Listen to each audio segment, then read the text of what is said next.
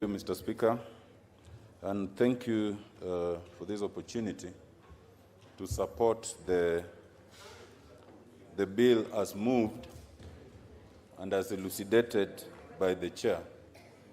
Mr. Speaker, for the 15 minutes, can I remove this mask? Yes. Thank you.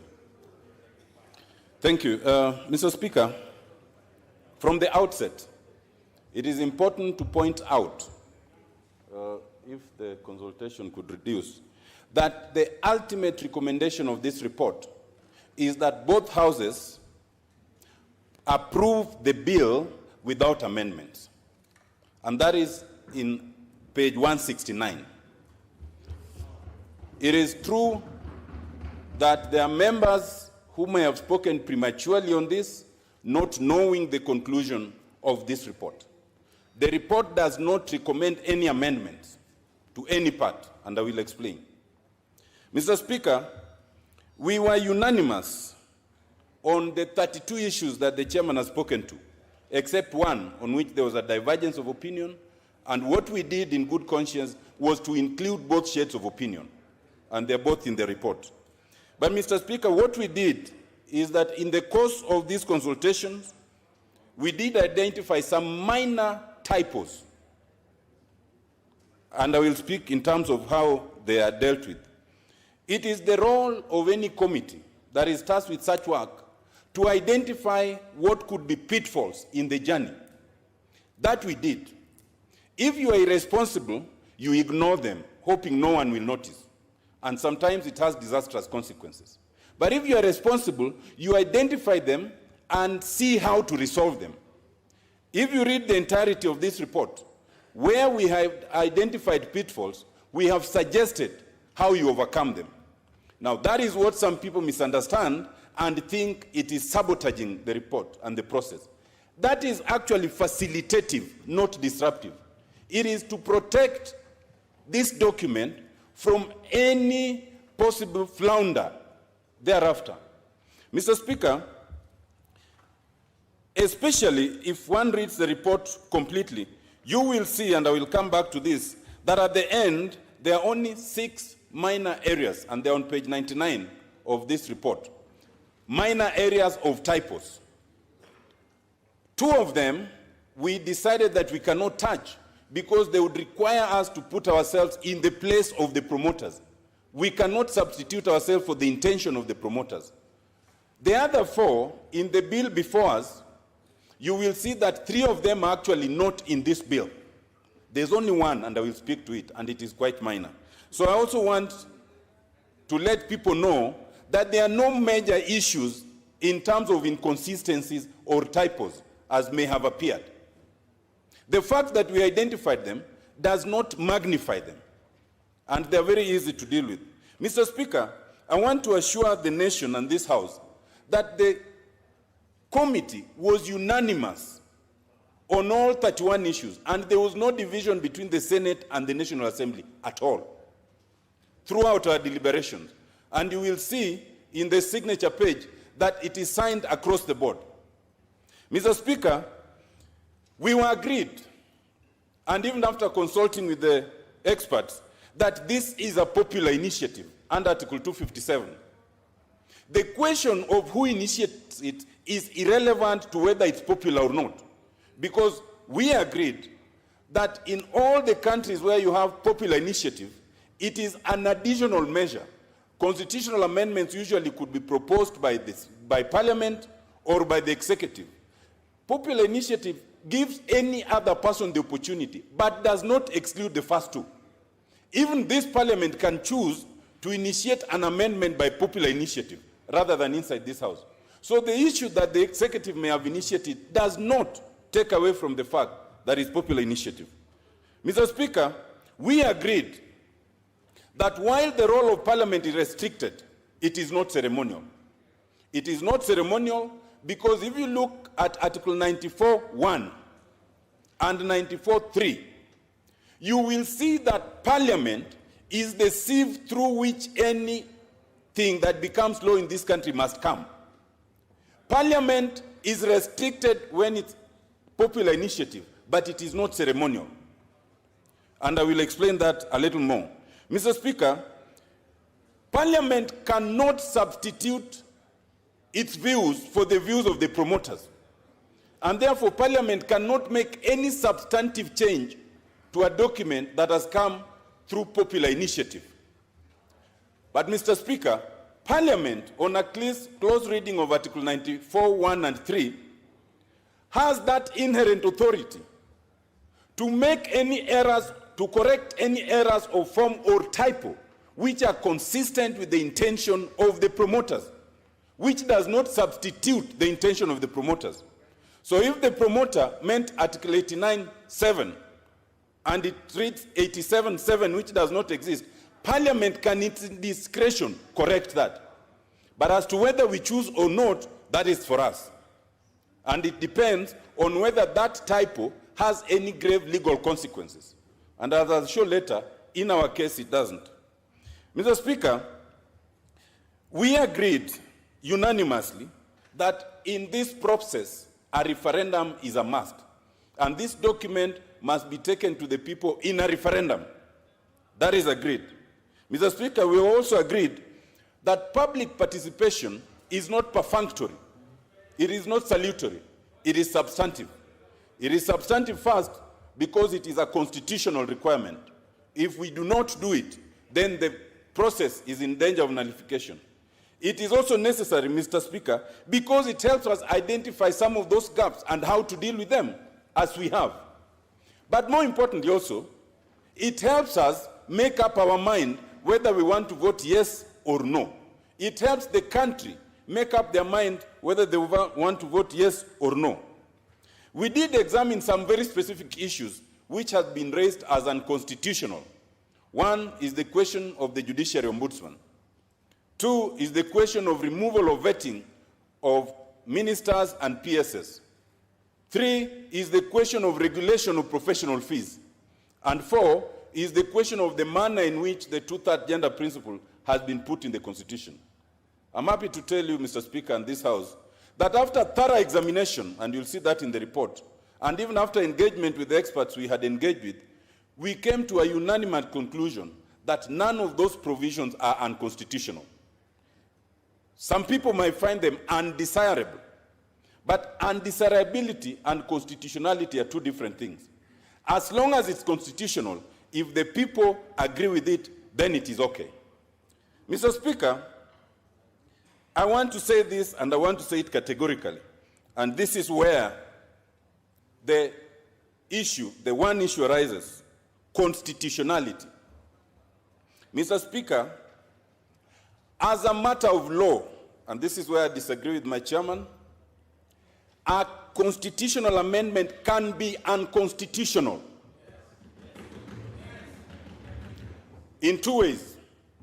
It can be unconstitutional if it does not follow the process that is already in the current constitution before it's amended. Or it can be unconstitutional because it results in something that does not accord with constitutionalism. Mr. Speaker, if today there was a popular initiative that suggests that we must exterminate one of the 43 ethnicities in this country, as happened in the Holocaust and elsewhere, it would be unconstitutional, even if it came through this House and was adopted, because in substance it's unconstitutional. Or in this House, if today we decided that the presidency will only rotate in one ethnic group, it would result in that. I'm not speaking to the document yet, I'm speaking to the theory.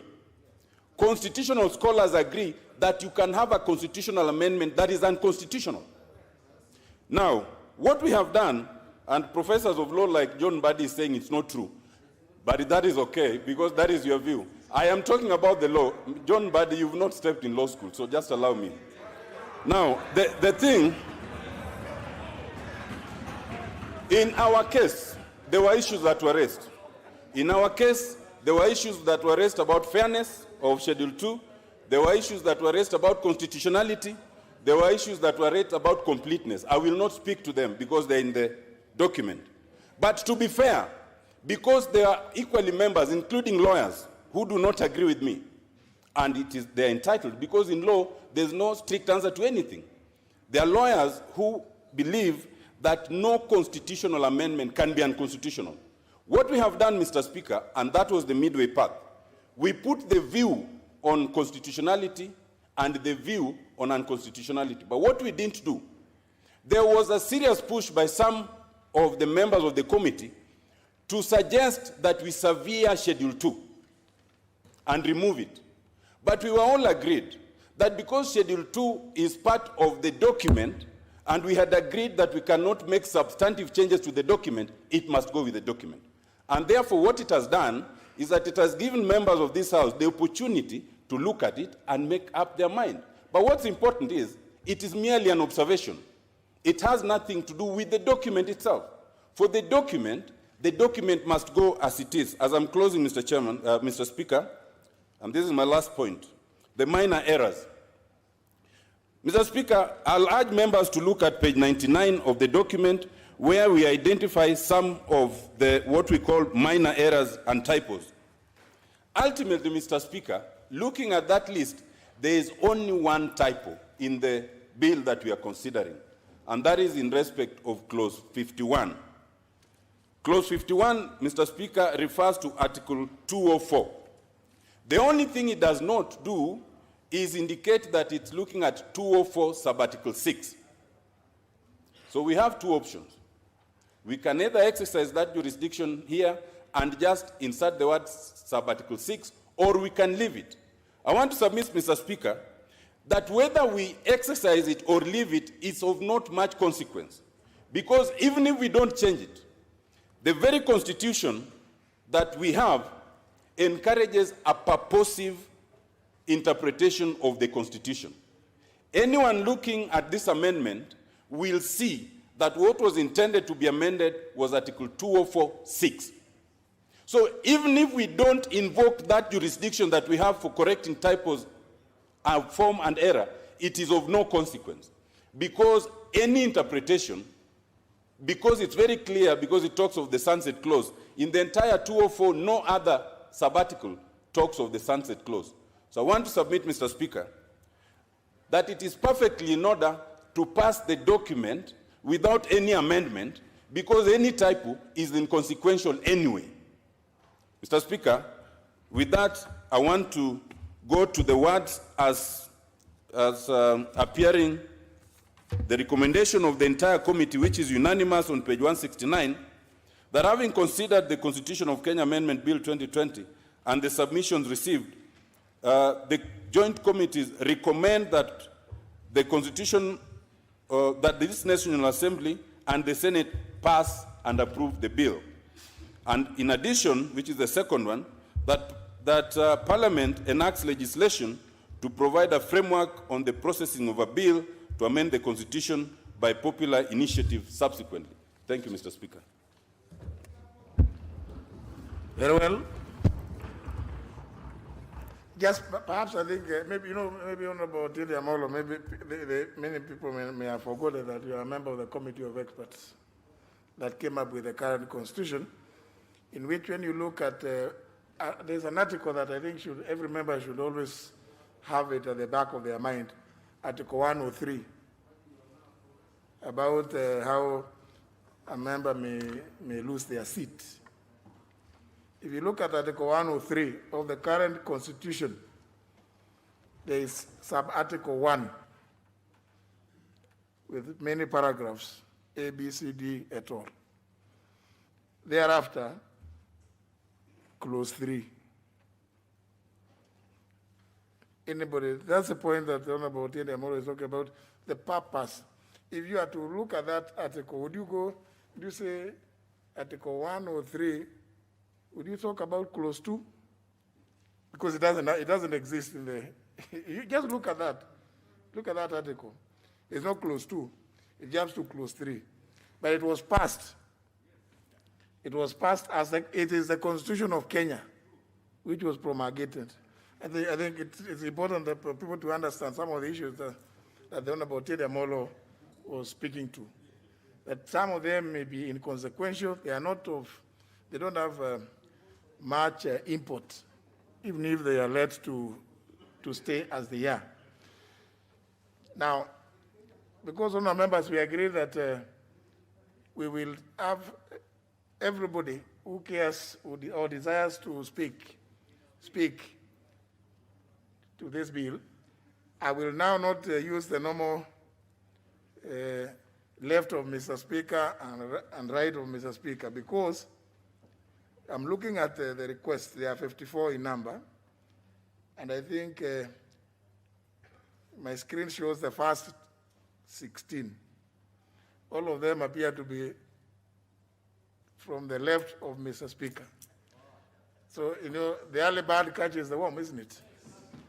First come, first served. So don't. I'm announcing this so that nobody says, why are you giving people only one side? It is the way the screen is. Now they have increased to 57. Yeah, because, I mean, let's be fair. Let's just give people the way they put in their requests. What do you mean, error?